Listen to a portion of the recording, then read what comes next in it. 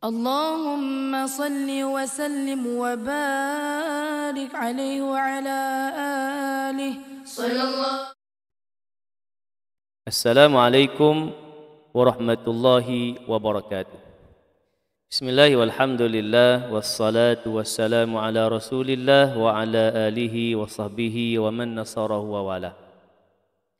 Alhamdulillah, anak-anak pelajar yang dikasihi sekalian, insya-Allah pada pertemuan kali ini kita akan membicarakan tajuk tokoh iaitu Hasan Al-Banna.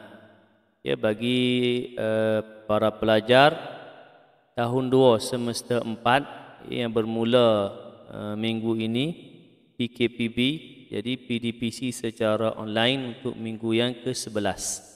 Jadi tanpa mengelengahkan masa, kita terus kepada pembelajaran untuk tajuk tokoh iaitu Hasan Al-Banna. Baik, kita tengok kepada hasil pembelajaran. Ada 5 hasil pembelajaran atau objektif pembelajaran yang perlu difahami oleh pelajar.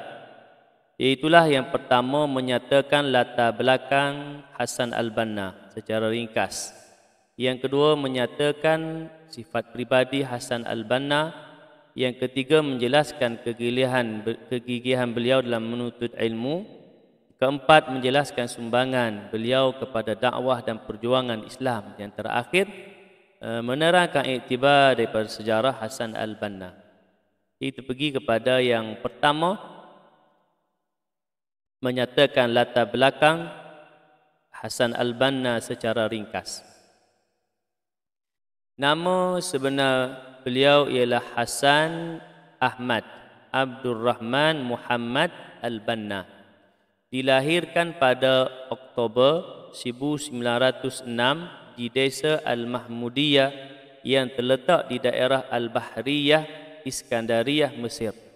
Beliau berasal dari sebuah keluarga ulama yang dihormati dan terkenal kerana begitu kuat mentaati ajaran dan nilai-nilai agama. Seterusnya, ayah beliau Syekh Ahmad Ibnu Abdul Rahman Al-Banna ialah seorang ulama, imam, guru dan pengarang beberapa buah kitab hadis dan fiqh perundangan Islam yang berkelulusan Universiti Al-Azhar, Mesir. Beliau telah bekerja sebagai seorang tukang jam di desa Al-Mahmudiyah untuk menyara keluarga. Masa yang selebihnya digunakan untuk mengkaji, menyelidik dan mengajar ilmu agama seperti tafsir Al-Quran dan hadis kepada penduduk tempatan.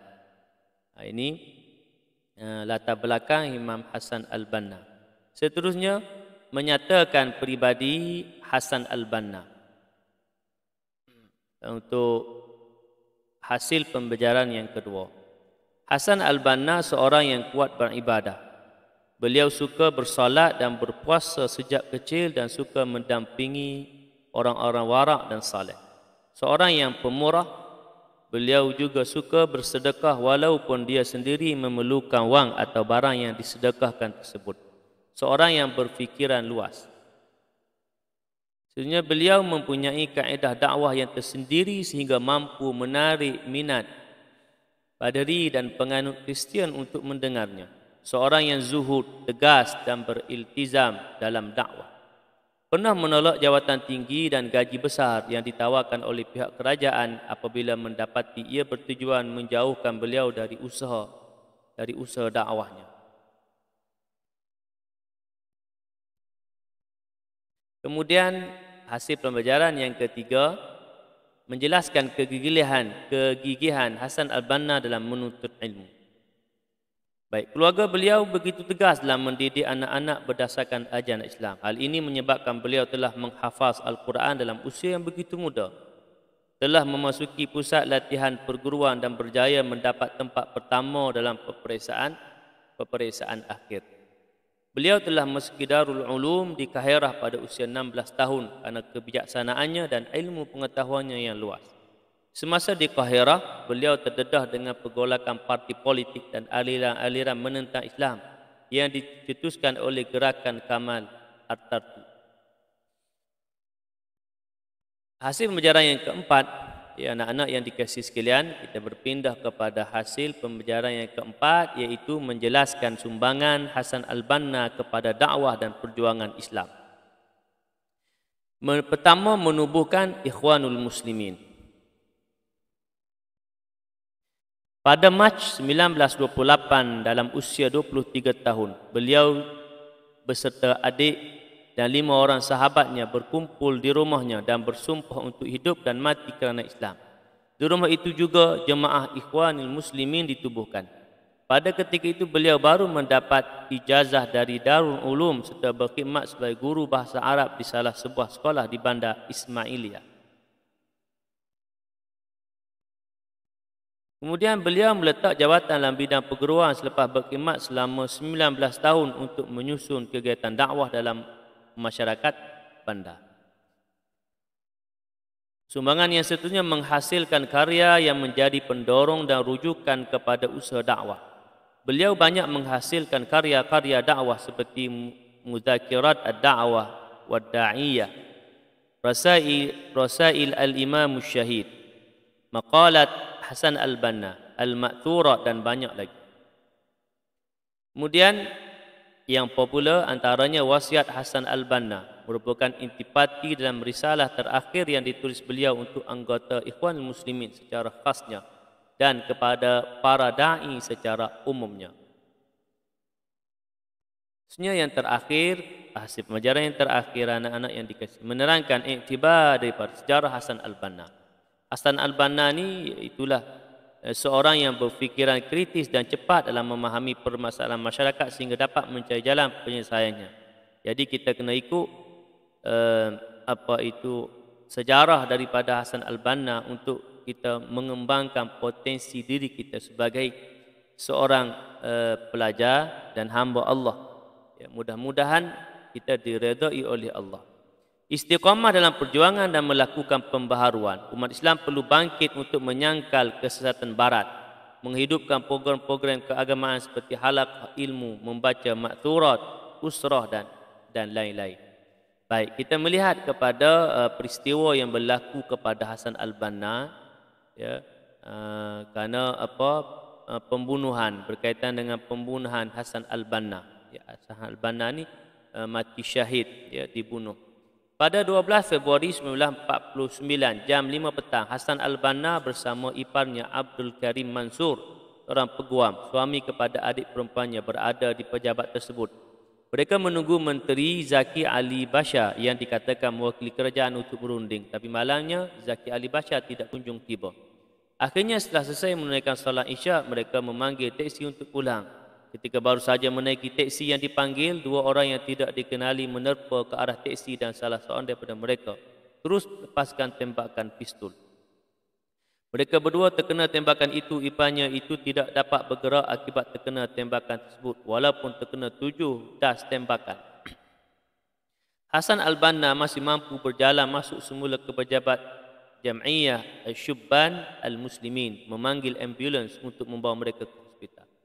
Setibanya di hospital Qasr al-Aini, mereka dikawal rapi oleh Jeneral Muhammad Al-Jazza dan tidak membenarkan sebarang rawatan diberikan kepada Hasan al-Banna. Pada pukul 12.50 tengah malam, Hasan al-Banna menghembuskan nafas yang terakhir akibat tumpahan darah yang banyak.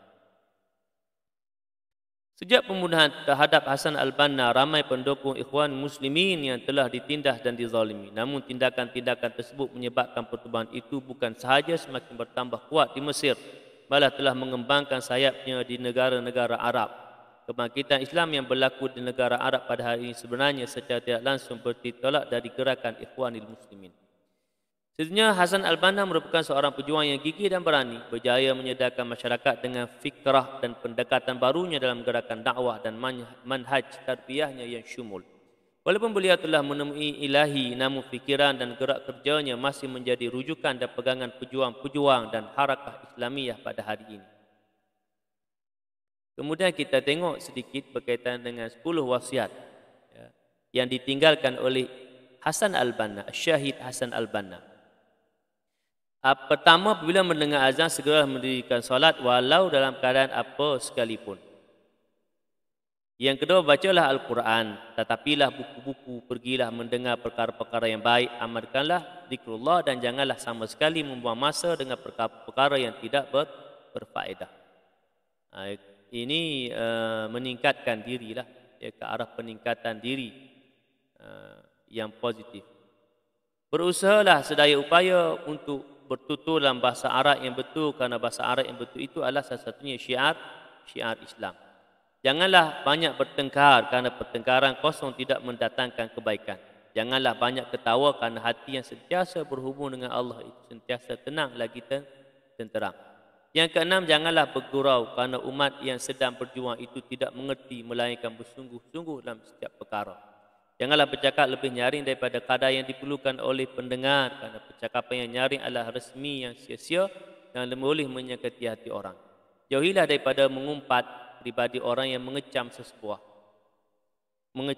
sesebuah organisasi, dan janganlah bercakap melainkan apa-apa yang boleh memberikan kebajikan. Berkenal-kenalanlah dengan setiap ikhwan muslimin yang ditemui walaupun dia tidak meminta saudara berkenalan dengannya. Asas gerakan dakwah kita ialah berkasih sayang dan berkenal-kenalan. Yang terakhir, kewajipan kita lebih banyak daripada masa yang ada. Oleh itu, tolonglah saudaramu agar mereka dapat menggunakan masa dengan berfaedah, dan jika anda punyai tugas sendiri, ringkaskanlah pelaksanaannya. Baik, demikian apa yang dapat kita pelajari dari tokoh Hasan Al-Banna. Begitu komited dalam usaha dakwahnya, walaupun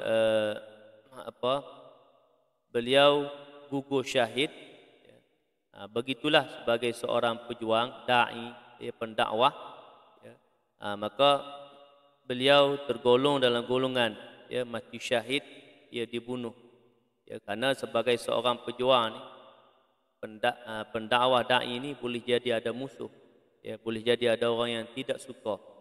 Maka demikianlah resmi sebagai seorang pejuang, demikianlah para anbiya wal mursalin alaihi wassalatu wassalam. Anak-anak yang dikasihi sekalian, mudah-mudahan apa yang Ustaz terangkan pada kali ini memberikan kefahaman, dan khususnya dalam tajuk tokoh ini tidak boleh tidak anak-anak kena mengetahui fakta-fakta, umpamanya Allahumma salli ala Muhammad, latar belakang bila nama sebenar beliau, bila dilahirkan, kemudian beberapa perkara berkaitan dengan peribadi beliau. Seterusnya yang tidak kurang penting, iaitulah kegigihan beliau dalam menuntut ilmu. Jadi kita kena ikut contoh Hasan Al-Banna dalam menuntut ilmu, gigih menuntut ilmu sehingga berjaya, sehingga mendapatkan Allahumma salli ala Muhammad tempat pertama dalam pelajaran. Baik, kemudian Allahumma salli ala Muhammad, di samping itu juga anak-anak yang dikasihi sekalian, dengan kita memahami sejarah daripada Imam Hasan Al-Banna ini, Asy-Syahid Imam Hasan Al-Banna, mudah-mudahan kita mempunyai semangat juang yang tinggi, khususnya dalam pembelajaran. Jadi Ustaz rasa sekadar itu mudah-mudahan memberikan kefahaman dan dapat kita berusaha untuk mengambil iktibar daripada sejarah Imam Hasan Al-Banna ini. Sekian, wabillahi taufiq wal hidayah. Assalamualaikum warahmatullahi wabarakatuh.